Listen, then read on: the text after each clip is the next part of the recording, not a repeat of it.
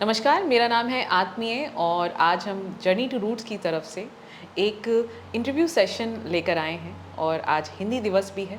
हिंदी दिवस पर आज हम बात करने वाले हैं हिंदी के बारे में और हमारे साथ हैं डॉक्टर रूपाली। डॉक्टर रूपाली की अगर इनिशियल लाइफ के बारे में बात करें तो आपने इंग्लिश पढ़ा है और बहुत वक्त तक इंग्लिश की प्रोफेसर रही हैं। अब आप लोग ये सोच रहे होंगे कि इंग्लिश के प्रोफेसर से हम हिंदी के बारे में क्यों बात कर रहे हैं। इसीलिए क्योंकि 2016 में उन्होंने कला साधना केंद्र खोला आगरा में और यहीं पर उन्होंने कैलीग्राफी की स्टार्टिंग की। कैलीग्राफी को हम इन्हीं की भाषा में पूछते हैं, कैलीग्राफी को क्या कहा जाता है? सुलेखन। सुलेखन। और ये इन्होंने इंग्लिश में शुरू किया था और धीरे धीरे हिंदी लिपि की तरफ पहुंचती हैं और हिंदी लिपि में इतनी ज़्यादा रच मच जाती हैं कि उसकी उत्पत्ति और बहुत सारी चीज़ों के बारे में ज्ञान अर्जित होता है।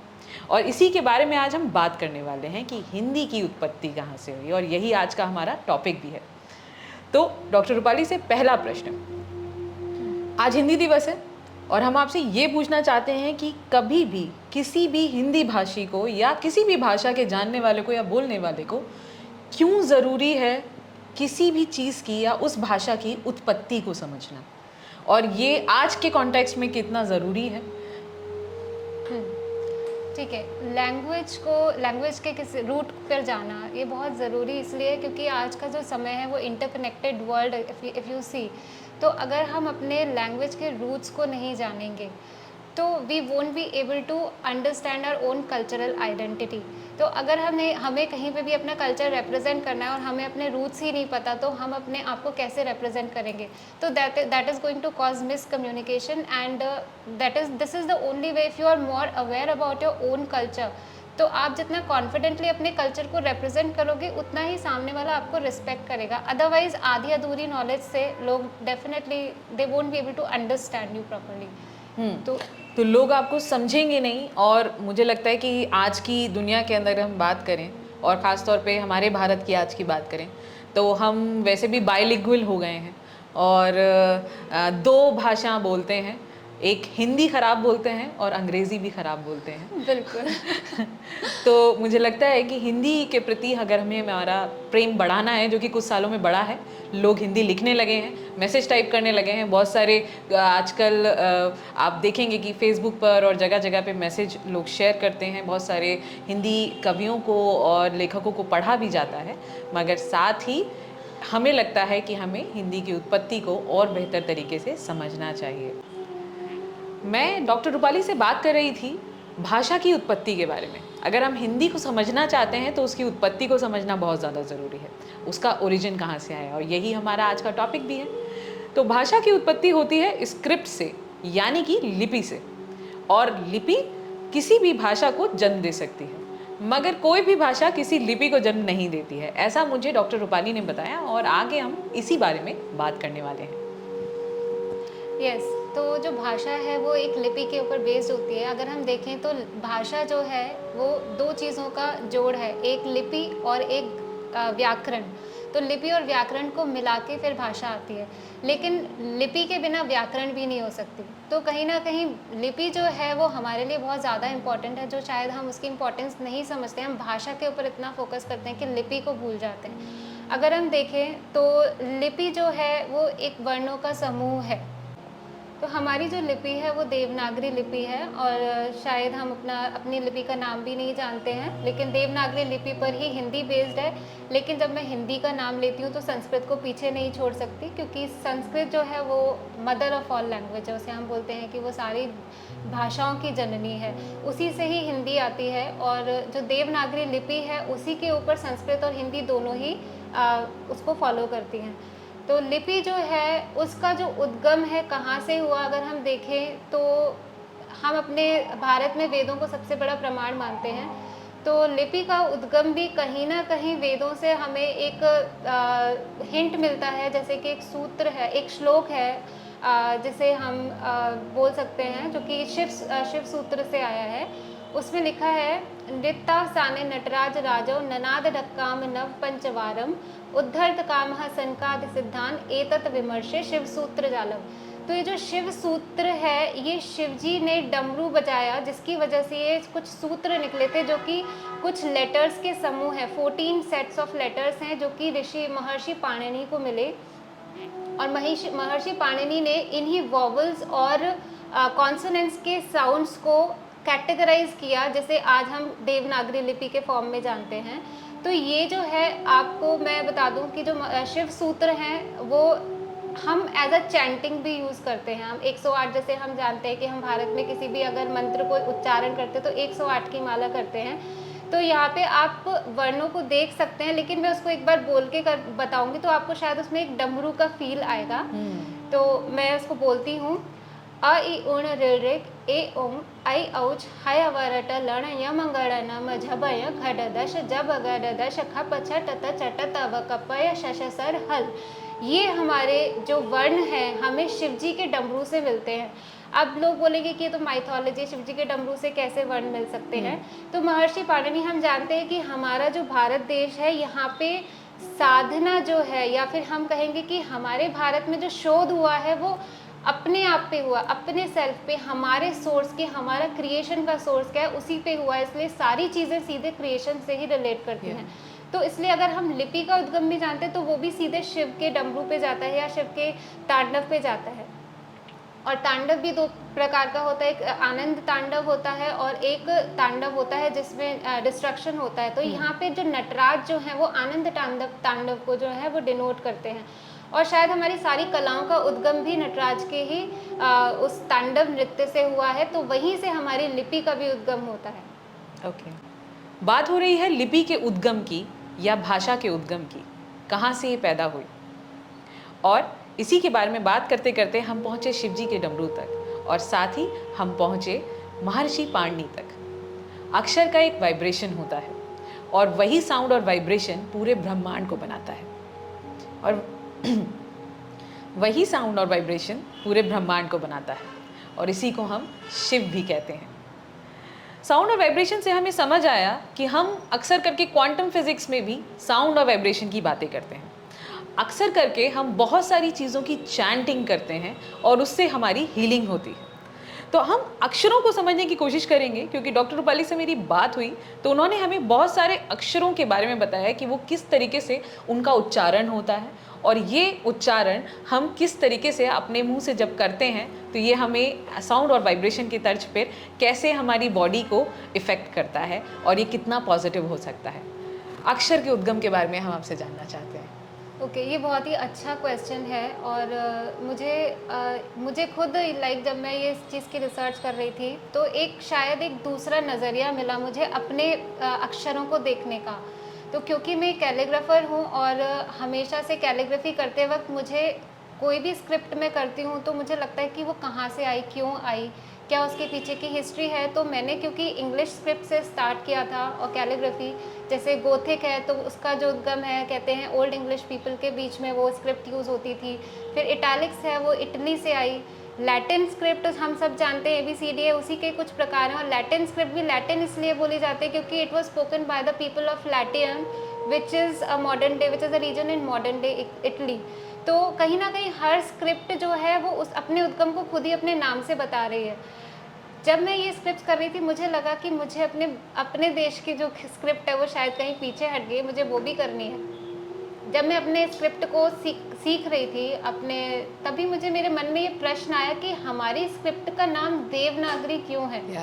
और ये मेरे लिए बहुत एक उत्सुकता का विषय था, जिसकी वजह से मैंने इसके बारे में जानने की कोशिश करी। बहुत मुश्किल से इंटरनेट पे कुछ ऐसा अवेलेबल नहीं था, जिसकी वजह से मैं शायद अष्टाध्यायी पे गई, जो कि पाणिनि द्वारा रचित व्याकरण है, जो कि संस्कृत व्याकरण है।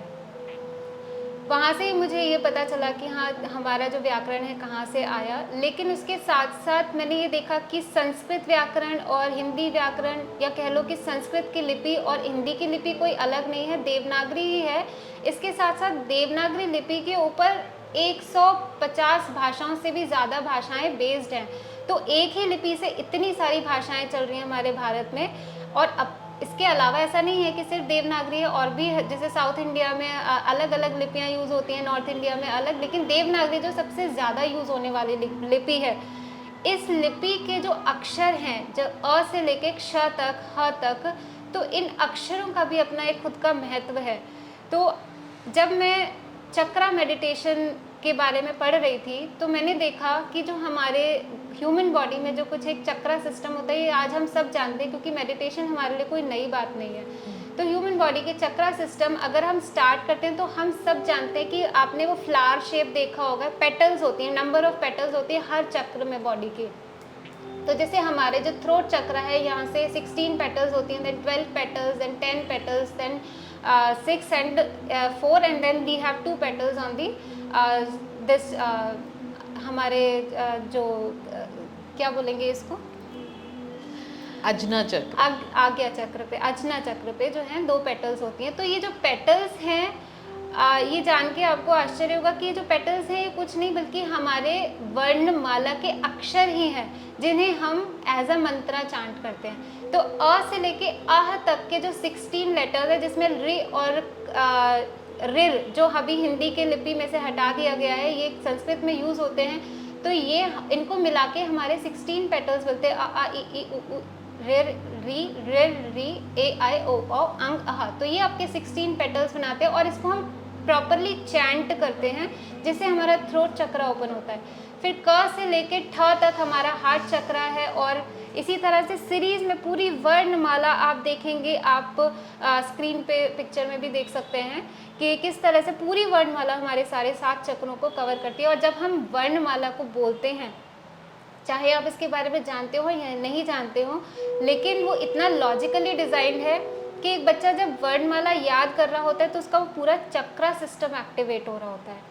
तो this is something amazing, very amazing. ये तो आपका एक योगिक पर्सपेक्टिव हो गया, लेकिन अगर हम इसको एक यंत्र पर्सपेक्टिव से भी देखते हैं, तो उसके नज़रिए से देखते हैं, तो अगर आप देखेंगे, गूगल करेंगे, सप्त मात्रिका यंत्र है, आप उसमें देखिएगा क से लेके क्ष तक जो लेटर है, उस यंत्र में एज मंत्र लिखे हुए हैं। तो ये भी बहुत मतलब हमारा जो लेटर है सिर्फ मंत्र तक ही नहीं, यंत्र तक भी जाता है और तंत्र तक भी जाता है। और तंत्र कुछ भी नहीं बल्कि हमारा शरीर खुद ही एक तंत्र है, एक इंस्ट्रूमेंट है, जिसके थ्रू हम उस कॉस्मिक वाइब्रेशन से जुड़ते हैं। तो यहाँ से हम कनेक्ट कर सकते हैं कि शिव जी के डमरू से अगर वो वर्ण आ रहे हैं और आज वो हमारी वर्णमाला के अंदर रिटन रूप में है, तो कहीं ना कहीं उसका एक कॉस्मिक कनेक्शन है और वो हमेशा रहेगा। बिल्कुल बिल्कुल। और जब ये कहा जा सकता है कि जब तितली के पंख से एक बहुत बड़ा तूफान आ सकता है, तो आप सोच के देखिए कि हम जो उच्चारण करते हैं, हम जो बातें करते हैं, उन वाइब्रेशन और उन साउंड से क्या हो सकता होगा। ब्राह्मी स्क्रिप्ट भी एक ओल्डेस्ट स्क्रिप्ट है, जो कि कहा जाता है कि देवनागरी का भी जो उद्गम है वो ब्राह्मी से होता है। तो मैं इसके बारे में भी आपसे जानना चाहती हूँ कि असल में देवनागरी स्क्रिप्ट से पहले ब्राह्मी को तरजीह दी जाती थी, क्योंकि हम हिंदी के बारे में बात कर रहे हैं इसलिए देवनागरी के बारे में ज़्यादा बात कर रहे हैं। ब्राह्मी के बारे में कुछ कहिए अगर। और मुझे लगता है कि शिव जी की जो बात करी जाती है कि जो स्वर और अक्षर निकले, और महर्षि पाणिनि की जो बात की जाती है, वो ब्राह्मी स्क्रिप्ट का कहीं ना कहीं महेश्वरी ब्राह्मी भी बोलते हैं, जो मैंने शिव सूत्र को बोला। लेकिन जो ब्राह्मी लिपि जो आई, वो सबसे ओल्डेस्ट स्क्रिप्ट हमें, जैसे हम जिसको कहते हैं एविडेंस के बेस पे, तो जो सबसे पुरानी लिपि का जो एविडेंस हमारे भारत में मिलता है, वो ब्राह्मी लिपि का मिलता है। इसके अलावा और भी एंशिएंट स्क्रिप्ट रही हैं, जैसे खरोष्टी है और सिद्धम स्क्रिप्ट है, बहुत सारी स्क्रिप्ट रही हैं, लेकिन जो ब्राह्मी है वही सबसे एंशिएंट हमारे भारत में मानी जाती है, जिसके ऊपर संस्कृत बेस्ड थी। तो जो ब्राह्मी लिपि का ऑर्डर था लेटर्स का, और देवनागरी लिपि का जो ऑर्डर है वो सेम है, सिर्फ स्क्रिप्ट के लिखने का तरीका बदल गया। तो ब्राह्मी जो है वो हमारी मदर स्क्रिप्ट कह सकते हैं, और देवनागरी जो है वो डायरेक्ट डिसेंडेंट है। लेकिन देवनागरी से हमारी बहुत सारी स्क्रिप्ट निकली हैं, जैसे कि आपके गुजराती है, या बहुत सारी अलग अलग स्क्रिप्ट्स हैं, वो देवनागरी से डिसेंडेंट है। तो अभी मैंने बोला गुजराती तो मतलब गुजरात, मराठी तो मतलब महाराष्ट्र, लेकिन देवनागरी मतलब again it is connecting to the higher realm. तो इसको हम एकता में अनेकता का एक बहुत अच्छा एग्जाम्पल कह सकते हैं कि यहाँ पे डायलैक्ट्स बदल जाते हैं, तो उसी तरीके से भाषा की लिपि भी बदल जाती है। डॉक्टर रूपाली से बात करते करते हमें एक बहुत ही रोचक तथ्य पता चला हम जब अक्षरों का उच्चारण करते हैं तो वो हमारे मुंह के किसी एक हिस्से से स्वर की तरीके से बाहर निकलते हैं, और ये बहुत इंटरेस्टिंग हो सकता है। सबसे पहले तो मैं आप सब लोगों से पूछना चाहूँगी कि ABCD तो सबको याद होगी, काका गागा कितने लोगों को याद है? कमेंट बॉक्स में ज़रूर लिख के बताइएगा कि आप में से कितने लोगों को काका गागा याद है। और साथ ही आज ये करके देखिएगा हमारे साथ में इस वीडियो में, जब डॉक्टर रूपाली हमें बताएंगी कि इनके उच्चारण कैसे होते हैं, और इस उच्चारण को लेके मुझे लगता है कि आपको बहुत मज़ा आएगा ये तथ्य जानकर। जी ओके, तो हमारा जो वर्णमाला है वो बहुत ही लॉजिकली अरेंज्ड है, और इसका क्रेडिट अगेन पाणिनि जी को जाता है कि जिन्होंने ये इतना सब कुछ 4th सेंचुरी BC में सोचा। Means he lived around 4th century BC, तो ये तब की बात है। और आज तक भी हमारे संस्कृत व्याकरण में तो कोई भी चेंज नहीं आया, जैसे कि हर लैंग्वेज के एवोल्यूशन के दौरान आता है, लेकिन संस्कृत अपने आप में एक परफेक्ट भाषा है, और हिंदी संस्कृत डायरेक्ट कनेक्टेड है, उसमें कोई शक नहीं है। तो जो वर्णमाला है उसका जो लॉजिकल ऑर्डर है वो इस तरह से है कुछ, कि आप जब वर्णमाला को बोलते हैं या याद करते हैं तो उसका जो प्लेस ऑफ ओरिजिन है वो कैटेगोरिकली होता है। जैसे जब हम फर्स्ट लाइन बोलेंगे तो वो फर्स्ट प्लेस से आएगी, विच इज़ ये जो थ्रोट है। देन सेकेंड लाइन जब आप बोलेंगे, मैं अभी आपके साथ साथ बोलूँगी, सेकेंड लाइन जो है च से आती है, तो आप देखेंगे जहाँ पे आपका जो टंग अपर पैलेट को टच कर रहा है च, वही सारे वो पूरी लाइन जो है उसी जगह टच करेगी। तो हम बोल के देखते हैं, क ख ग घ ण, एक ही जगह से आवाज आ रही है। मैं भी बोलना चाहूँगी साथ में आपके, क ख ग घ ण, ये एक ही जगह से बात आवाज आ रही है। देन च छ ज झ य, आपकी टंग ऊपर टच कर रही है एक ही जगह पे। देन ट ठ ड ढ ण, ये एक ही जगह से आवाज आ रही है। देन त थ द ध न, ये आपका डेंटल टच कर रहा है, राइट, दंत्य बोलते हैं इसको। एंड देन लेबियल, जो कि जिसे हम ओष्ठ्य भी बोलते हैं संस्कृत में या हिंदी में, तो वो प फ ब भ म, जिसमें आपका लिप्स जो है वो एक दूसरे से टकराते हैं। यस, तो जब आप वर्णमाला बोलते हैं या एक छोटे बच्चे को जब आप वर्णमाला याद करवा रहे होते हैं तो उसका पूरा जो वोकल एनाटॉमी है वो वर्क करता है, और आपका जो पूरा सिस्टम एक्टिवेट होता है। तो जो कहते हैं कि हिंदी भाषा सब जो शुद्ध भाषा जब आप बोलते हैं उसका उच्चारण बहुत शुद्ध होता है, बहुत क्लियर होता है, वो इसी वजह से है क्योंकि आपका पूरा सिस्टम वर्कआउट हो रहा है। इसके अलावा भी बहुत सारे ऐसे तथ्य हैं जो हमें जानने चाहिए, जैसे कि हिंदी में जो बोला जाता है वही लिखा जाता है। हमारे जो वर्णों में कोई, अगर हम स्पेलिंग देखेंगे तो कोई स्पेलिंग सिस्टम नहीं है। जैसे अगर हम देखें कि नो और नो में कोई डिफरेंस आप बता नहीं सकते सुन के, जब तक आप उसको लिखा हुआ ना देखें। लेकिन अगर आप हिंदी में जो बोलते हैं वही आप लिखते हैं। नो में आप कैसे नो लिखेंगे, उसको दूसरी तरह से नो नहीं लिख सकते हैं। इसी प्रकार से कोई साइलेंट साउंड्स नहीं होते हैं। तो हमारा जो सिस्टम, इसमें वॉवल्स अलग दिए हुए हैं, कॉन्सोनेंट्स अलग दिए हुए हैं, और उन वॉवल्स को जो मात्राओं के रूप में दिया जाता है, जिसकी वजह से उच्चारण में और लेखन में कहीं पे भी कोई फर्क नहीं आता। तो देयर इज, हम कह सकते हैं कि एक हार्मनी, कहते हैं ना, जैसा बोलो वैसा कहो वैसा सोचो जी। तो हिंदी इस बात पे पूरी खरी उतरती है कि वो आप जैसा सोच रहे हो, जैसा बोल रहे हो, वैसा ही आप लिख रहे हो, उसमें कोई फर्क नहीं है। कोई साइलेंस नहीं है, साइलेंट वर्ड्स नहीं है, साइलेंट लेटर्स नहीं है। बिल्कुल बिल्कुल, वाह, बहुत अच्छी बात कही है आपने।